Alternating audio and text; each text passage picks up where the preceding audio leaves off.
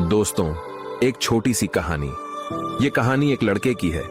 एक 20 साल का लड़का जो सेठ के यहाँ पर नौकरी करता था।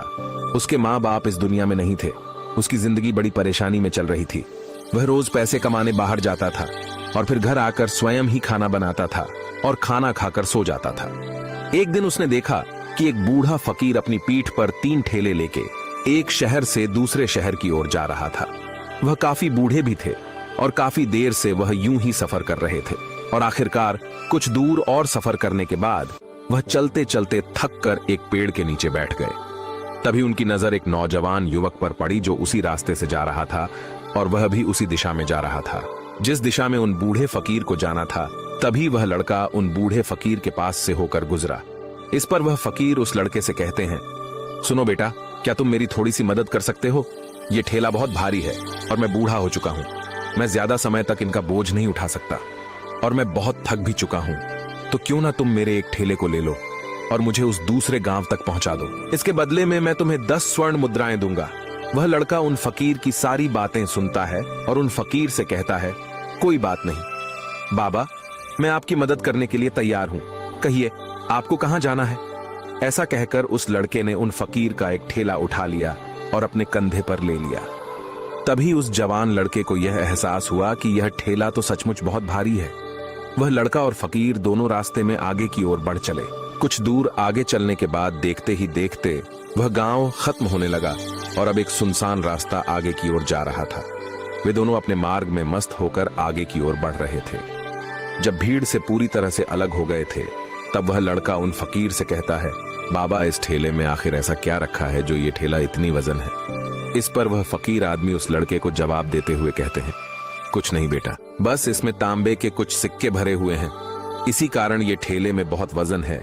उन फकीर की यह बात सुनकर वह लड़का मन ही मन सोचने लगा, लगता है ये बाबा जरूर कोई व्यापारी है, तभी तो इतने सारे तांबे के सिक्के लेकर चल रहे हैं।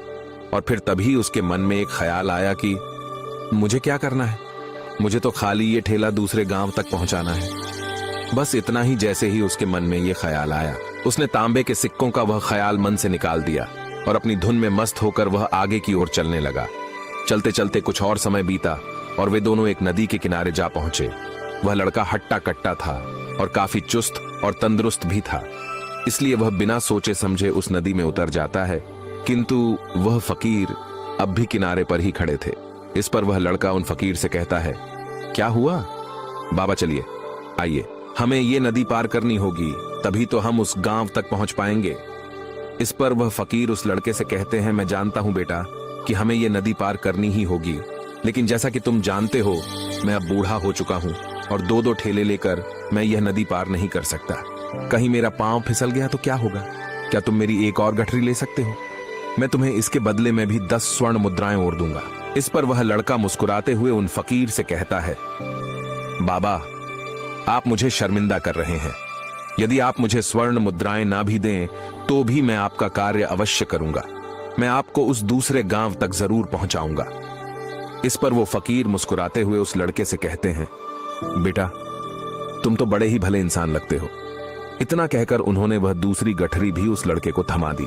उस लड़के ने जब वह दूसरी गठरी अपने कंधे पर रखी तो वह गठरी भी उसे बहुत ज्यादा भारी लगी, लेकिन उसने वहां पर कुछ नहीं कहा। जैसे तैसे उन दोनों ने नदी पार की।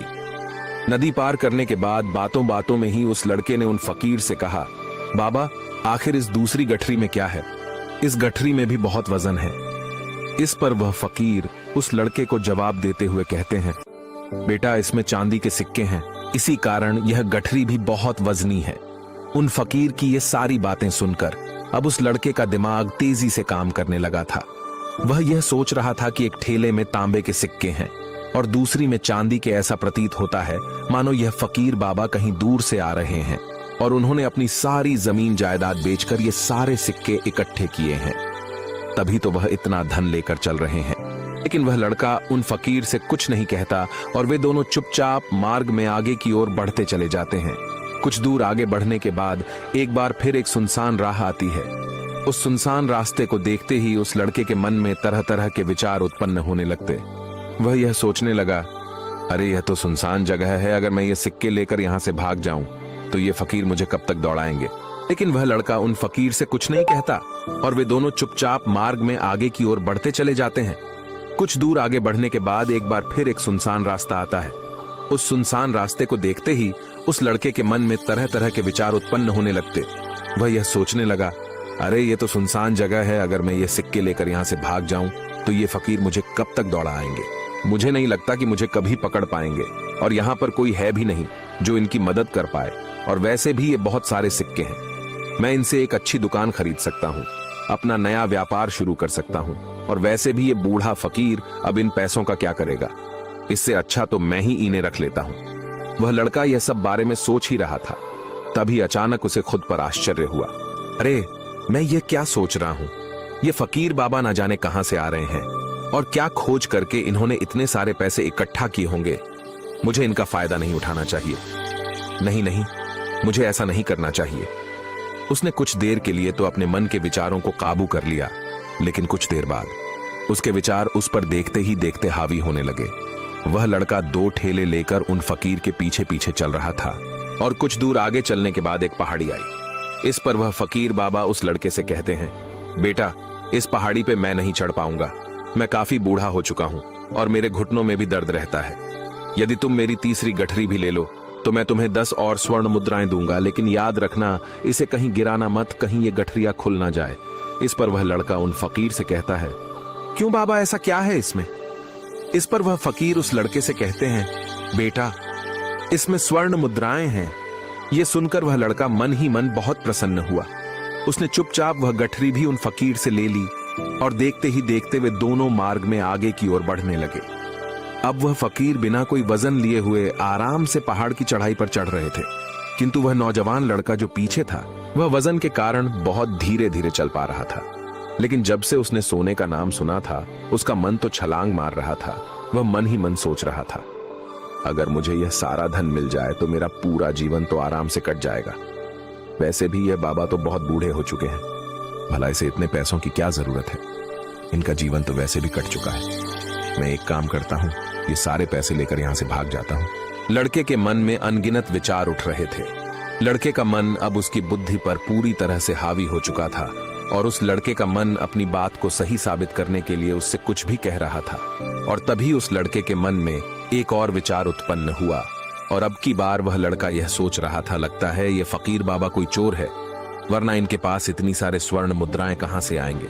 अगर ये कोई व्यापारी होते तो भला ये इस तरह से पैदल यात्रा तो नहीं करते, और अगर इनके पास इतने सारे पैसे थे तो ये कोई ना कोई साधन भी तो अवश्य कर सकते थे। लगता है ये कोई चोर है और चोर से चोरी करने में भला क्या बुराई है। ये सोचता हुआ वह लड़का अब उन फकीर से तेजी से आगे की ओर बढ़ रहा था और देखते ही देखते वह फकीर से आगे भी निकल चुका था। और वह यह सोच रहा था कि जैसे ही इस पहाड़ की ढलान आएगी मैं तीनों गठरियां लेकर भाग जाऊंगा। इससे ये सारे पैसे मेरे हो जाएंगे और मेरी गरीबी भी हमेशा हमेशा के लिए दूर हो जाएगी। मैं जो चाहूंगा मैं वह कर पाऊंगा। मेरे पास बहुत सारा धन होगा। और देखते देखते वह दोनों पहाड़ की चोटी पर पहुंच गए और अब ढलान का रास्ता शुरू होने वाला था। तभी वह लड़का उन फकीर से नजरें बचाकर वह तीनों गठरियां लेकर भागता हुआ आगे बढ़ गया। अब उसे अपना शरीर बहुत हल्का महसूस हो रहा था, मानो उसे उन तीनों ठेलों का वजन तक ना मालूम पड़ रहा हो। काफी दूर दौड़ते दौड़ते किसी तरह से वह अपने आप को बचते बचाते अपने घर पहुंचा। उसके खुशी का कोई ठिकाना नहीं था। उसने सोचा, क्यों ना मैं जल्दी जल्दी इन गठरियां में से वो सारे पैसे निकाल लूं। ऐसा सोचकर जब उसने गठरियां खोली तो पहली गठरी में उसे लोहे से जंग भरे हुए सिक्के मिले। इस पर उसने फटाफट दूसरी गठरी भी खोल डाली, उसमें भी उसे लोहे के जंग लगे हुए सिक्के ही निकले। यह सब देखकर वह लड़का बड़ा हैरान था। आखिर यह सब क्या हो रहा है? उन फकीर ने तो मुझसे और ही कुछ कहा था। अब उसने वह सोने वाली गठरी खोली और उसमें भी लोहे के जंग लगे हुए सिक्के ही निकले। यह देखकर वह लड़का बड़ा क्रोधित हुआ। उसने सोचा, उन फकीर ने मुझसे झूठ क्यों कहा? उन्होंने मुझसे ऐसा क्यों कहा कि एक में तांबे के सिक्के हैं, दूसरे में चांदी के और तीसरे में स्वर्ण मुद्राएं हैं। वह यह सब सोच ही रहा था कि तभी उसकी नजर उस थैले में पड़े एक पत्र पर पड़ी। उसने वह पत्र उठाया और उस पत्र में लिखा था, यह पूरा नाटक ईमानदार व्यक्ति की खोज करने के लिए रचा गया है और मैं इस राज्य का राजा हूं। मेरी कोई संतान नहीं और इसीलिए मैंने यह षड्यंत्र रचा है ताकि मैं अपने राज्य में किसी एक ऐसे ईमानदार व्यक्ति की खोज कर सकूं जो मेरे बाद इस राज्य का राजा बन सके और इस राज्य भार को संभाल सके, और इस राज्य का भार वही संभाल सकता है जो पूरी तरह से ईमानदार हो, जिसके मन में किसी प्रकार का कोई लालच ना हो। इतना पढ़ते ही वह लड़का जोर जोर से चिल्लाने लगा। वह सर पकड़कर बैठ गया। वह यह जानता था कि यदि वह अपने मन के विचारों पर काबू कर लेता तो उसका जीवन संवर सकता है, लेकिन वह अपने मन के विचारों पर काबू नहीं कर पाया। दोस्तों, महात्मा बुद्ध कहते हैं कि मन ही सब कुछ है। आप जो सोचते हैं वही बनते हैं, इसलिए आपका सबसे बड़ा दुश्मन भी आपको उतना नुकसान नहीं पहुंचा सकता जितना कि आपके मन के यह अनियंत्रित विचार पहुंचा सकते हैं। महात्मा बुद्ध कहते हैं, अपने भीतर ध्यान से देखो। हमारे भीतर जो विचार चल रहे हैं वही विचार शब्द बनते हैं, और शब्द कर्म के रूप में प्रकट होते हैं। बार बार दोहराने पर कर्म बर्ताव में बदलता है, और धीरे धीरे समय के साथ बर्ताव चरित्र में परिवर्तित हो जाता है, और यही चरित्र हमारे भाग्य का निर्माण भी करता है। इसलिए हमें हमेशा अपने विचारों के प्रति सजग होना बहुत आवश्यक है। हमें जागरूक होना बहुत आवश्यक है। हमें यह जानना जरूरी है कि हमारे मन में किस प्रकार के विचार आ रहे हैं।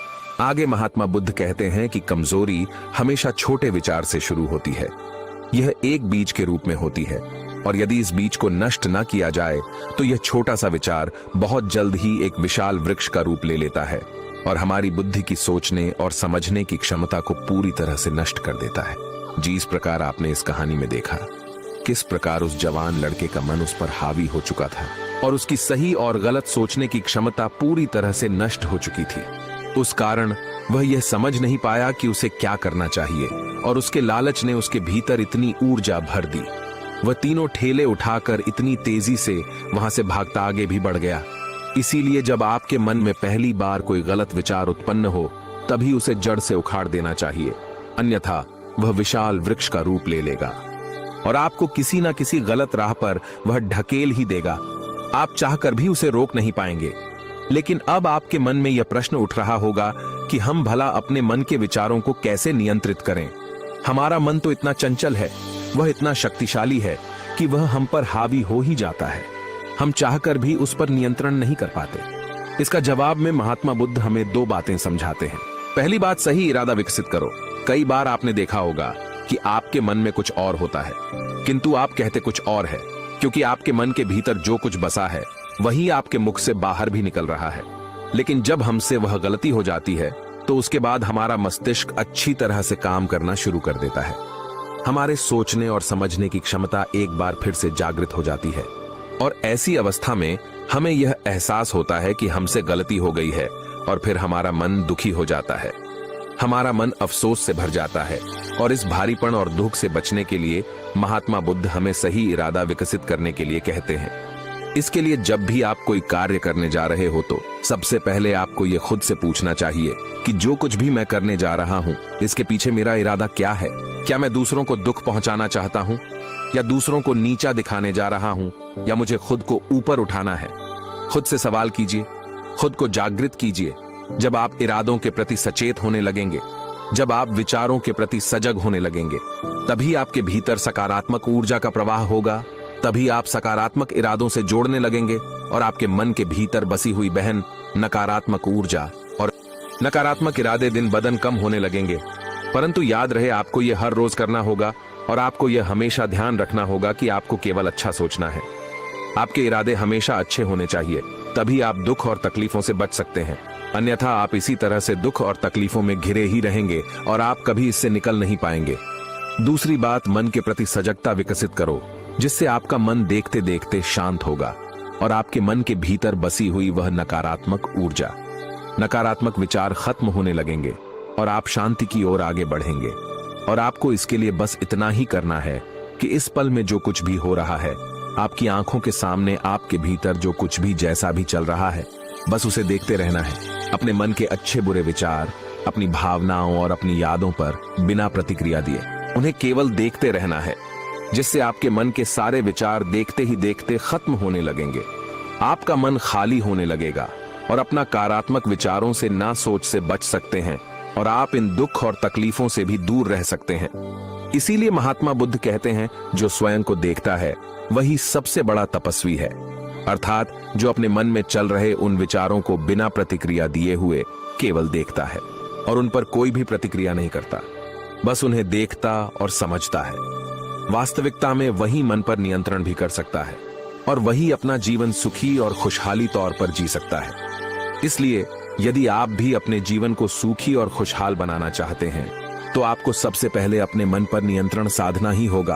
अपने मन को खाली करना ही होगा। अपने मन के विचारों के प्रति आपको सजग होना ही होगा। दोस्तों, उम्मीद है, लेकिन अगर बात ऊंची हो तो बहुत सारे लोग सुनते हैं। दोस्तों, एक छोटी सी कहानी। ये कहानी एक लड़के की है। एक 20 साल का लड़का जो सेठ के यहां पर नौकरी करता था। उसके माँ बाप इस दुनिया में नहीं थे। उसकी जिंदगी बड़ी परेशानी में चल रही थी। वह रोज पैसे कमाने बाहर जाता था और फिर घर आकर स्वयं ही खाना बनाता था और खाना खाकर सो जाता था। एक दिन उसने देखा कि एक बूढ़ा फकीर अपनी पीठ पर 3 ठेले लेके एक शहर से दूसरे शहर की ओर जा रहा था। वह काफी बूढ़े भी थे और काफी देर से वह यूं ही सफर कर रहे थे और आखिरकार कुछ दूर और सफर करने के बाद वह चलते चलते थक कर एक पेड़ के नीचे बैठ गए। तभी उनकी नजर एक नौजवान युवक पर पड़ी जो उसी रास्ते से जा रहा था और वह भी उसी दिशा में जा रहा था जिस दिशा में उन बूढ़े फकीर को जाना था। तभी वह लड़का उन बूढ़े फकीर के पास से होकर गुजरा। इस पर वह फकीर उस लड़के से कहते हैं, सुनो बेटा, क्या तुम मेरी थोड़ी सी मदद कर सकते हो? ये ठेला बहुत भारी है और मैं बूढ़ा हो चुका हूं। मैं ज्यादा समय तक इनका बोझ नहीं उठा सकता और मैं बहुत थक भी चुका हूं। तो क्यों ना तुम मेरे एक ठेले को ले लो और मुझे उस दूसरे गांव तक पहुंचा दो। इसके बदले में मैं तुम्हें 10 स्वर्ण मुद्राएं दूंगा। वह लड़का उन फकीर की सारी बातें सुनता है और उन फकीर से कहता है, कोई बात नहीं बाबा, मैं आपकी मदद करने के लिए तैयार हूं। कहिए, आपको कहां जाना है? ऐसा कहकर उस लड़के ने उन फकीर का एक ठेला उठा लिया और अपने कंधे पर ले लिया। तभी उस जवान लड़के को यह एहसास हुआ कि यह ठेला तो सचमुच बहुत भारी है। वह लड़का और फकीर दोनों रास्ते में आगे की ओर बढ़ चले। कुछ दूर आगे चलने के बाद देखते ही देखते वह गांव खत्म होने लगा और अब एक सुनसान रास्ता आगे की ओर जा रहा था। वे दोनों अपने मार्ग में मस्त होकर आगे की ओर बढ़ रहे थे। जब भीड़ से पूरी तरह से अलग हो गए थे तब वह लड़का उन फकीर से कहता है, बाबा, इस ठेले में आखिर ऐसा क्या रखा है जो ये ठेला इतनी वजन है? इस पर वह फकीर आदमी उस लड़के को जवाब देते हुए कहते हैं, कुछ नहीं बेटा, बस इसमें तांबे के कुछ सिक्के भरे हुए हैं, इसी कारण ये ठेले में बहुत वजन है। उन फकीर की यह बात सुनकर वह लड़का मन ही मन सोचने लगा, लगता है ये बाबा जरूर कोई व्यापारी है, तभी तो इतने सारे तांबे के सिक्के लेकर चल रहे हैं। और फिर तभी उसके मन में एक ख्याल आया कि मुझे क्या करना है, मुझे तो खाली ये ठेला दूसरे गांव तक पहुंचाना है। बस इतना ही जैसे ही उसके मन में ये ख्याल आया, उसने तांबे के सिक्कों का वह ख्याल मन से निकाल दिया और अपनी धुन में मस्त होकर वह आगे की ओर चलने लगा। चलते चलते कुछ और समय बीता और वे दोनों एक नदी के किनारे जा पहुंचे। वह लड़का हट्टा कट्टा था और काफी चुस्त और तंदुरुस्त भी था, इसलिए वह बिना सोचे समझे उस नदी में उतर जाता है, किंतु वह फकीर अब भी किनारे पर ही खड़े थे। इस पर वह लड़का उन फकीर से कहता है, क्या हुआ? बाबा चलिए, आइए, हमें ये नदी पार करनी होगी, तभी तो हम उस गांव तक पहुंच पाएंगे। इस पर वह फकीर उस लड़के से कहते हैं, मैं जानता हूं बेटा कि हमें ये नदी पार करनी ही होगी, लेकिन जैसा कि तुम जानते हो मैं अब बूढ़ा हो चुका हूं और 2-2 ठेले लेकर मैं यह नदी पार नहीं कर सकता। कहीं मेरा पांव फिसल गया तो क्या होगा? क्या तुम मेरी एक और गठरी ले सकते हो? मैं तुम्हें इसके बदले में भी 10 स्वर्ण मुद्राएं और दूंगा। इस पर वह लड़का मुस्कुराते हुए उन फकीर से कहता है, बाबा, आप मुझे शर्मिंदा कर रहे हैं। यदि आप मुझे स्वर्ण मुद्राएं ना भी दें तो भी मैं आपका कार्य अवश्य करूंगा। मैं आपको उस दूसरे गांव तक जरूर पहुंचाऊंगा। इस पर वो फकीर मुस्कुराते हुए उस लड़के से कहते हैं, बेटा, तुम तो बड़े ही भले इंसान लगते हो। इतना कहकर उन्होंने वह दूसरी गठरी भी उस लड़के को थमा दी। उस लड़के ने जब वह दूसरी गठरी अपने कंधे पर रखी तो वह गठरी भी उसे बहुत ज्यादा भारी लगी, लेकिन उसने वहां पर कुछ नहीं कहा। जैसे तैसे उन दोनों ने नदी पार की। नदी पार करने के बाद बातों बातों में ही उस लड़के ने उन फकीर से कहा, बाबा, आखिर इस दूसरी गठरी में क्या है? इस गठरी में भी बहुत वजन है। इस पर वह फकीर उस लड़के को जवाब देते हुए कहते हैं, बेटा, इसमें चांदी के सिक्के हैं, इसी कारण यह गठरी भी बहुत वजनी है। उन फकीर की ये सारी बातें सुनकर अब उस लड़के का दिमाग तेजी से काम करने लगा था। वह यह सोच रहा था कि एक ठेले में तांबे के सिक्के हैं और दूसरी में चांदी के। ऐसा प्रतीत होता है मानो यह फकीर बाबा कहीं दूर से आ रहे हैं। और उन्होंने अपनी सारी जमीन जायदाद बेचकर ये सारे सिक्के इकट्ठे किए हैं। तभी तो वह इतना धन लेकर चल रहे हैं। लेकिन वह लड़का उन फकीर से कुछ नहीं कहता और वे दोनों चुपचाप मार्ग में आगे की ओर बढ़ते चले जाते हैं। कुछ दूर आगे बढ़ने के बाद एक बार फिर एक सुनसान राह आती है। उस सुनसान रास्ते को देखते ही उस लड़के के मन में तरह तरह के विचार उत्पन्न होने लगते। वह यह सोचने लगा, अरे यह तो सुनसान जगह है, अगर मैं ये सिक्के लेकर यहाँ से भाग जाऊं तो ये फकीर मुझे कब तक दौड़ाएंगे। लेकिन वह लड़का उन फकीर से कुछ नहीं कहता और वे दोनों चुपचाप मार्ग में आगे की ओर बढ़ते चले जाते हैं। कुछ दूर आगे बढ़ने के बाद एक बार फिर एक सुनसान रास्ता आता है। उस सुनसान रास्ते को देखते ही उस लड़के के मन में तरह तरह के विचार उत्पन्न होने लगते। वह यह सोचने लगा, अरे ये तो सुनसान जगह है, अगर मैं ये सिक्के लेकर यहाँ से भाग जाऊं तो ये फकीर मुझे कब तक दौड़ा आएंगे। मुझे नहीं लगता कि मुझे कभी पकड़ पाएंगे और यहाँ पर कोई है भी नहीं जो इनकी मदद कर पाए। और वैसे भी ये बहुत सारे सिक्के हैं, मैं इनसे एक अच्छी दुकान खरीद सकता हूँ, अपना नया व्यापार शुरू कर सकता हूँ। और वैसे भी ये बूढ़ा फकीर अब इन पैसों का क्या करेगा, इससे अच्छा तो मैं ही इन्हें रख लेता हूँ। वह लड़का यह सब बारे में सोच ही रहा था, तभी अचानक उसे खुद पर आश्चर्य हुआ। अरे मैं ये क्या सोच रहा हूँ, ये फकीर बाबा ना जाने कहां से आ रहे हैं और क्या खोज करके इन्होंने इतने सारे पैसे इकट्ठा किए होंगे। मुझे इनका फायदा नहीं उठाना चाहिए। नहीं नहीं, मुझे ऐसा नहीं करना चाहिए। उसने कुछ देर के लिए तो अपने मन के विचारों को काबू कर लिया, लेकिन कुछ देर बाद उसके विचार उस पर देखते ही देखते हावी होने लगे। वह लड़का 2 ठेले लेकर उन फकीर के पीछे पीछे चल रहा था और कुछ दूर आगे चलने के बाद एक पहाड़ी आई। इस पर वह फकीर बाबा उस लड़के से कहते हैं, बेटा इस पहाड़ी पे मैं नहीं चढ़ पाऊंगा, मैं काफी बूढ़ा हो चुका हूं और मेरे घुटनों में भी दर्द रहता है। यदि तुम मेरी तीसरी गठरी भी ले लो तो मैं तुम्हें 10 और स्वर्ण मुद्राएं दूंगा, लेकिन याद रखना इसे कहीं गिराना मत, कहीं ये गठरिया खुल ना जाए। इस पर वह लड़का उन फकीर से कहता है, क्यों बाबा, ऐसा क्या है इसमें? इस पर वह फकीर उस लड़के से कहते हैं, बेटा इसमें स्वर्ण मुद्राएं हैं। यह सुनकर वह लड़का मन ही मन बहुत प्रसन्न हुआ। उसने चुपचाप वह गठरी भी उन फकीर से ले ली और देखते ही देखते वे दोनों मार्ग में आगे की ओर बढ़ने लगे। अब वह फकीर बिना कोई वजन लिए हुए आराम से पहाड़ की चढ़ाई पर चढ़ रहे थे, किंतु वह नौजवान लड़का जो पीछे था वह वजन के कारण बहुत धीरे धीरे चल पा रहा था। लेकिन जब से उसने सोने का नाम सुना था उसका मन तो छलांग मार रहा था। वह मन ही मन सोच रहा था, अगर मुझे यह सारा धन मिल जाए तो मेरा पूरा जीवन तो आराम से कट जाएगा। वैसे भी यह बाबा तो बहुत बूढ़े हो चुके हैं, भला इसे इतने पैसों की क्या जरूरत है, इनका जीवन तो वैसे भी कट चुका है। मैं एक काम करता हूं, ये सारे पैसे लेकर यहां से भाग जाता हूं। लड़के के मन में अनगिनत विचार उठ रहे थे। लड़के का मन अब उसकी बुद्धि पर पूरी तरह से हावी हो चुका था और उस लड़के का मन अपनी बात को सही साबित करने के लिए उससे कुछ भी कह रहा था। और तभी उस लड़के के मन में एक और विचार उत्पन्न हुआ और अब की बार वह लड़का यह सोच रहा था, लगता है ये फकीर बाबा कोई चोर है, वरना इनके पास इतनी सारे स्वर्ण मुद्राएं कहां से आएंगे। अगर ये कोई व्यापारी होते तो भला ये इस तरह से पैदल यात्रा तो नहीं करते, और अगर इनके पास इतने सारे पैसे थे तो ये कोई ना कोई साधन भी तो अवश्य कर सकते थे। लगता है ये कोई चोर है और चोर से चोरी करने में भला क्या बुराई है। ये सोचता हुआ वह लड़का अब उन फकीर से तेजी से आगे की ओर बढ़ रहा था और देखते ही देखते वह फकीर से आगे भी निकल चुका था। और वह यह सोच रहा था कि जैसे ही इस पहाड़ की ढलान आएगी मैं तीनों गठरियां लेकर भाग जाऊंगा। इससे ये सारे पैसे मेरे हो जाएंगे और मेरी गरीबी भी हमेशा हमेशा के लिए दूर हो जाएगी। मैं जो चाहूंगा मैं वह कर पाऊंगा, मेरे पास बहुत सारा धन होगा। और देखते देखते वह दोनों पहाड़ की चोटी पर पहुंच गए और अब ढलान का रास्ता शुरू होने वाला था। तभी वह लड़का उन फकीर से नजरें बचाकर वह तीनों गठरियां लेकर भागता हुआ आगे बढ़ गया। अब उसे अपना शरीर बहुत हल्का महसूस हो रहा था, मानो उसे उन तीनों ठेलों का वजन तक न मालूम पड़ रहा हो। काफी दूर दौड़ते दौड़ते किसी तरह से वह अपने आप को बचते बचाते अपने घर पहुंचा। उसके खुशी का कोई ठिकाना नहीं था। उसने सोचा, क्यों ना मैं जल्दी जल्दी इन गठरियां में से वो सारे पैसे निकाल लूं। ऐसा सोचकर जब उसने गठरियां खोली तो पहली गठरी में उसे लोहे से जंग भरे हुए सिक्के मिले। इस पर उसने फटाफट दूसरी गठरी भी खोल डाली, उसमें भी उसे लोहे के जंग लगे हुए सिक्के ही निकले। यह सब देखकर वह लड़का बड़ा हैरान था, आखिर यह सब क्या हो रहा है। उन फकीर ने तो मुझसे और ही कुछ कहा था।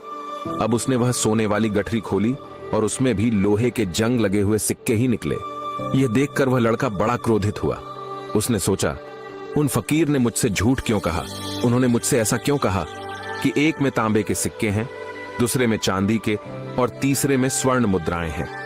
वह यह सब सोच ही रहा था कि तभी उसकी नजर उस थैले में पड़े एक पत्र पर पड़ी। उसने वह पत्र उठाया और उस पत्र में लिखा था, यह पूरा नाटक ईमानदार व्यक्ति की खोज करने के लिए रचा गया है और मैं इस राज्य का राजा हूं। मेरी कोई संतान नहीं और इसीलिए मैंने यह षड्यंत्र रचा है ताकि मैं अपने राज्य में किसी एक ऐसे ईमानदार व्यक्ति की खोज कर सकूं जो मेरे बाद इस राज्य का राजा बन सके और इस राज्य भार को संभाल सके, और इस राज्य का भार वही संभाल सकता है जो पूरी तरह से ईमानदार हो, जिसके मन में किसी प्रकार का कोई लालच ना हो। इतना पढ़ते ही वह लड़का जोर जोर से चिल्लाने लगा। वह सर पकड़कर बैठ गया। वह यह जानता था कि यदि वह अपने मन के विचारों पर काबू कर लेता तो उसका जीवन संवर सकता है, लेकिन वह अपने मन के विचारों पर काबू नहीं कर पाया। दोस्तों, महात्मा बुद्ध कहते हैं कि मन ही सब कुछ है। आप जो सोचते हैं वही बनते हैं, इसलिए आपका सबसे बड़ा दुश्मन भी आपको उतना नुकसान नहीं पहुंचा सकता जितना कि आपके मन के यह अनियंत्रित विचार पहुंचा सकते हैं। महात्मा बुद्ध कहते हैं, अपने भीतर ध्यान से देखो। हमारे भीतर जो विचार चल रहे हैं वही विचार शब्द बनते हैं और शब्द कर्म के रूप में प्रकट होते हैं। बार बार दोहराने पर कर्म बर्ताव में बदलता है और धीरे धीरे समय के साथ बर्ताव चरित्र में परिवर्तित हो जाता है, और यही चरित्र हमारे भाग्य का निर्माण भी करता है।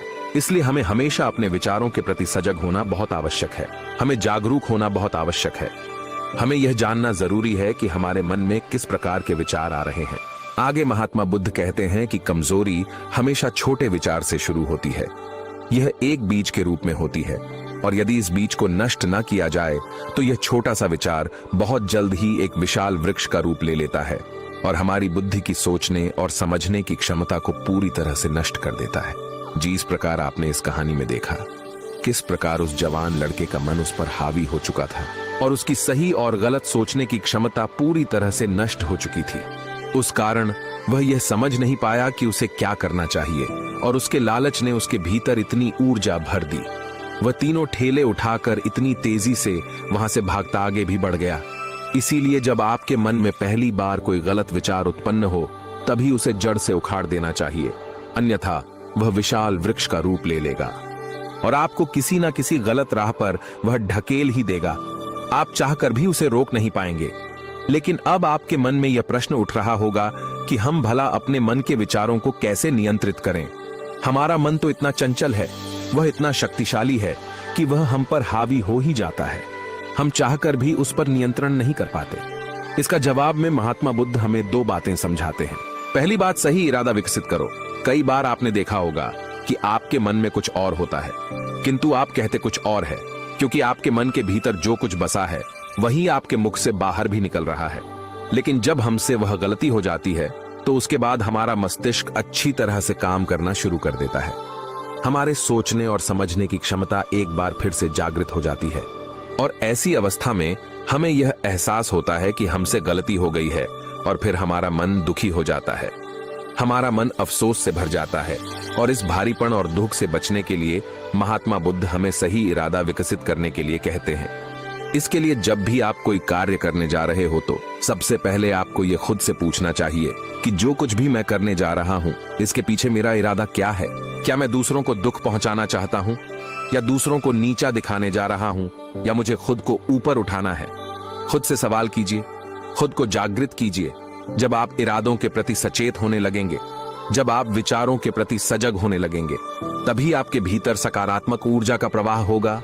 तभी आप सकारात्मक इरादों से जोड़ने लगेंगे और आपके मन के भीतर बसी हुई बहन नकारात्मक ऊर्जा और नकारात्मक इरादे दिन बदन कम होने लगेंगे। परंतु याद रहे, आपको यह हर रोज करना होगा, और आपको यह हमेशा ध्यान रखना होगा कि आपको केवल अच्छा सोचना है।